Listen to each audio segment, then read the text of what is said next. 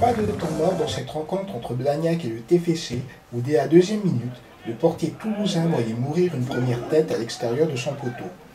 2 minutes plus tard, c'est Taguémon qui s'offrait un petit slalom de la défense Kawek, mais Ella repoussait la frappe sans que Ben Yedder ne puisse bonifier la suite.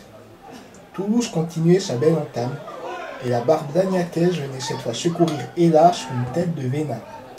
Je pense que certains joueurs ont eu la pression vu que c'était le TF en face. Et puis bon, ils nous ont quand même, au niveau du ballon, ils sont quand même au-dessus. Surtout, on prend des cartons vu que balle au pied, dans les petits périmètres, ils sont vraiment au-dessus. Pourtant, et en dépit de cette domination violette, ce sont les locaux qui ouvraient la marque, Kenny transformant un pénalty consécutif à une relance toulousaine hasardeuse dans l'axe, où Robert voyait son numéro de jonglerie illicitement stoppé par Vena dans sa surface de réparation. Les visiteurs réagiront très vite, par un centre de Bangré que Ben Yedder ne pouvait conclure ou une frappe fuyante de Regatta.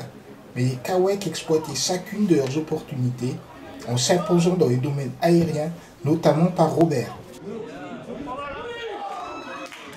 Elle nous fait énormément de bien. Bon, on avait l'objectif de gagner, vu qu'on sort de 2 matchs nuls. Il fallait qu'on garde la spirale de ne pas perdre à la maison. Et on avait surtout beaucoup d'envie parce qu'on n'est pas très bien au classement, donc il faut quand même pas mal de points.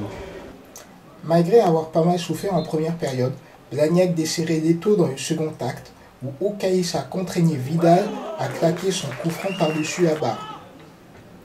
Toulouse se faisait alors beaucoup moins pressant sur le but adverse, et c'est encore Okaïssa que l'on retrouvait, cette fois illégalement ceinturé par Iago, pour un second pénalty accordé par monsieur l'arbitre et l'expulsion du défenseur toulousain.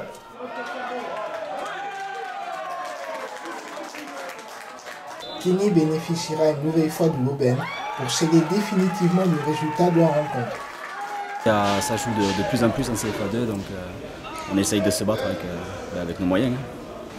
Ça a été, comme tous les ans, Blagnac, on change énormément de joueurs, donc il fallait que ça prenne. Après, on a eu pas mal de blessés, des suspendus, donc là, ça commence à prendre forme depuis, on va dire, un mois.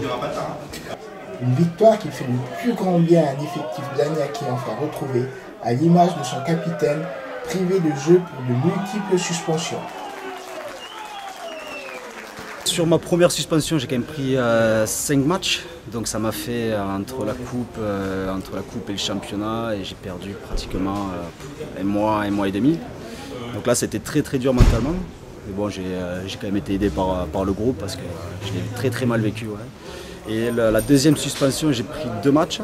Donc là, ça s'est bien passé parce que finalement j'ai purgé mes 2 matchs avec la 2 et j'ai joué la semaine dernière à Millau avec la 2.